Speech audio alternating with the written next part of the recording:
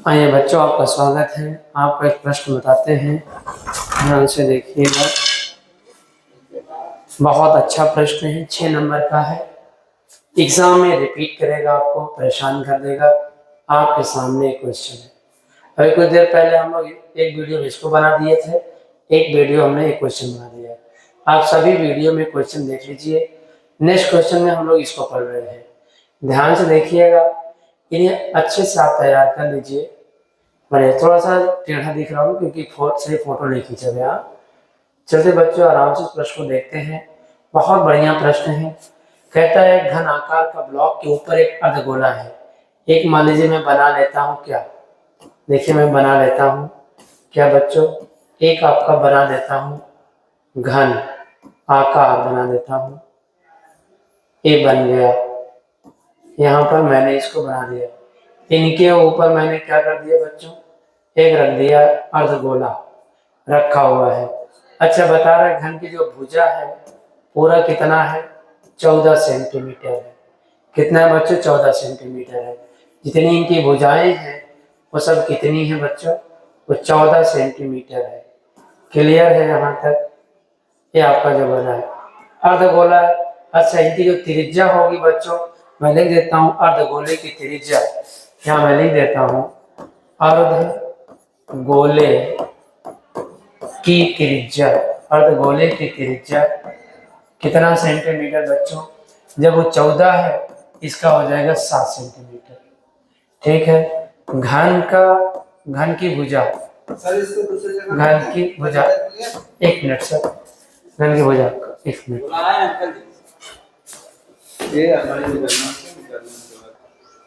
हाँ चले, थोड़ा सा मैं कुछ काम से बिजी हो गया। घन की भुजा दिया है 14।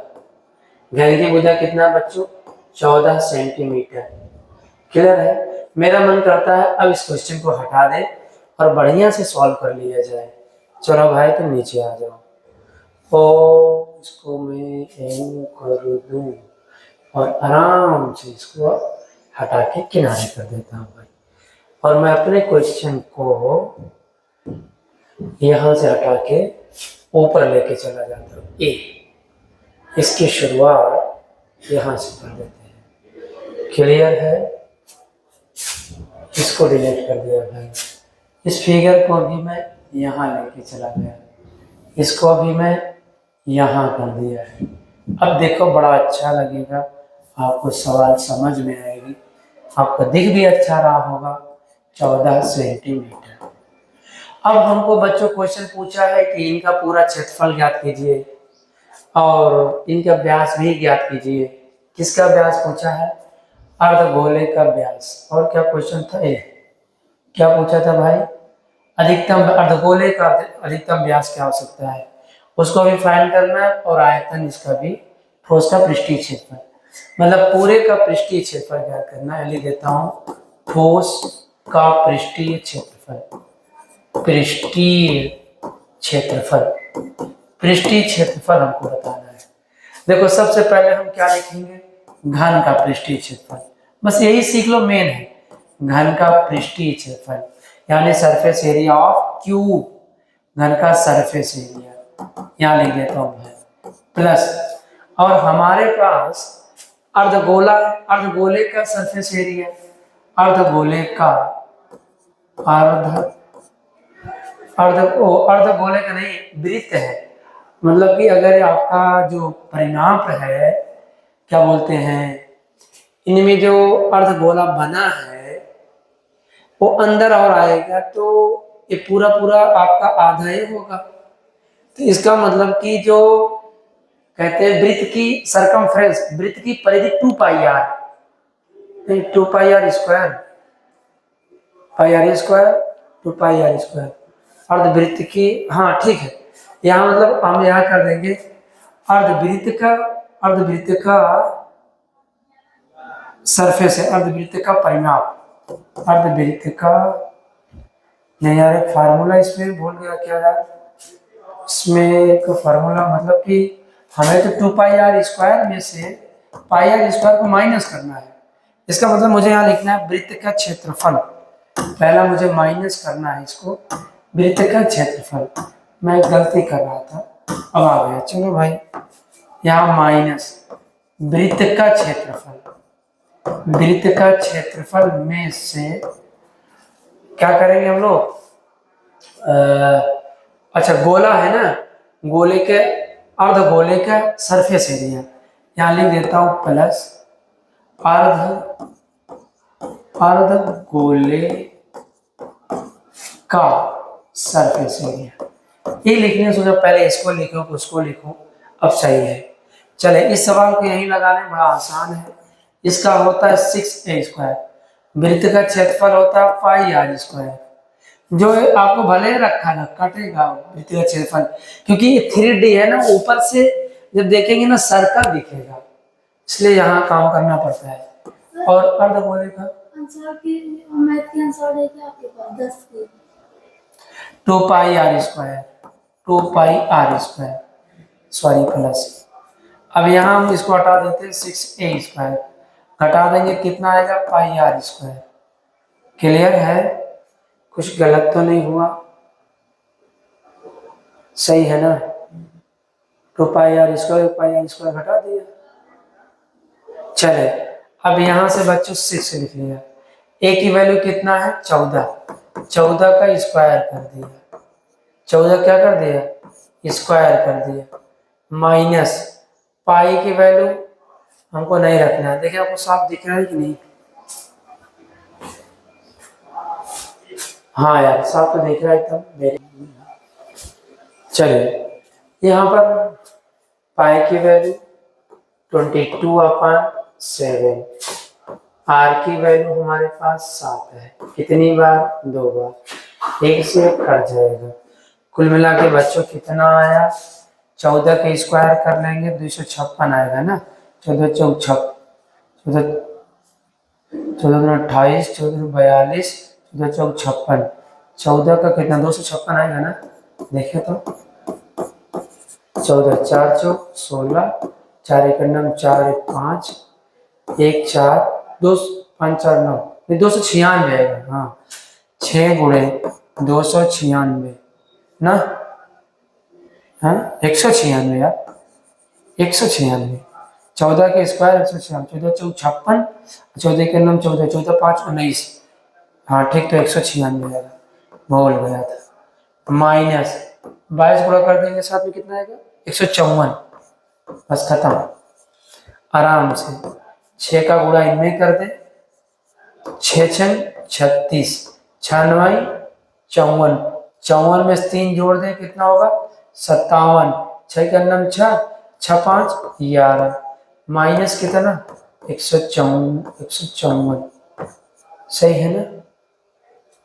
चलो कितना आया, 6 में से 4 घटा दो, ठीक तो है यार ना, गड़बड़ तो। 6 में से 4 घटा दो कितना आया 2, 7 में 7 में से 5 घटा दो कितना आया 2, 11 में से घटा दो कितना आया, 11 में से नहीं, हाँ 7 में 5 तो 10, तो कहीं गड़बड़ हो रहा है, 1022 आ रहा है। चेक कर ले हम लोग आंसर, मुझे कुछ डाउट लगने लगा है, सेंटीमीटर इसको 1022। हम आंसर चेक कर लेते हैं, स्क्रीनशॉट ले लीजिए आप। आइए देखिए, या यू आपको हमारी संतुष्टि का इम्तहान आपके सामने। ए गुड, क्वेश्चन नंबर 5 का व्यास 14 रहेगा और 1022 है। गुड, वेरी गुड, आंसर तो आ गया भाई, हम भी तो खुश हो गए, मैं तो डर गया था। क्या जी, कहाँ चले गए, क्या जी मेरा क्वेश्चन कहाँ चला गया, ओह माय गॉड, ए है, ठीक है भाई स्क्रीनशॉट ले लो। अब ये 7 है, यहाँ पे त्रिज्या 7a है, प्लस 7a है, इसका मतलब जो व्यास होगा कितना होगा 14 सेंटीमीटर। दोनों आंसर आ गए भाई, नोट कर लो, बहुत अच्छा प्रश्न है। चलते हैं बच्चों नेक्स्ट पॉइंट। एक काम करता हूँ बच्ची, इस फार्मूले कुछ आपको लिख देता हूँ इन्हीं के सामने। चलो हम लोग लिखते हैं, पहले क्या है फार्मूला याद कर लो। आज मैं पहले लिखूंगा किसका, किसका लिखूंगा भाई, पहले मैं लिखता हूँ बेलन का। बेलन का फार्मूला बच्चों याद कर लो। बेलन का फार्मूला आपके सामने। बेलन का फार्मूला, बेलन का जो वॉल्यूम होता है, बेलन का आयतन, बेलन का आयतन का फार्मूला, बेलन का आयतन आपको लिखना है। थोड़ा सा इधर हो जाते तुम, थोड़ा इधर हो जाओ भाई। हाँ अब सही है। बेलन का आयतन कितना होगा बच्चों? देखो बेलन का आयतन क्या होगा, यहाँ भी आर है, यहाँ भी आर है, दो जगह आर है, ऊंचाई भी है, इसका मतलब क्या होगा, पाई आर स्क्वायर एच। चलो इसका सरफेस एरिया कितना होगा बच्चों? देखो यहाँ भी आर है, यहाँ भी आर है, तो ऊपर नीचे आर तो है, लेकिन हम लोग क्या करेंगे, इनको जोड़ लेंगे, तो 2r होगा, तो 2 पाई होगा, अंदर भी एच है, बाहर भी एच है, कितना हो जाएगा, surface area 2 pi r H होगा। कैसे बताया, समझ में आया? एक आर है, 2r, इसलिए 2r।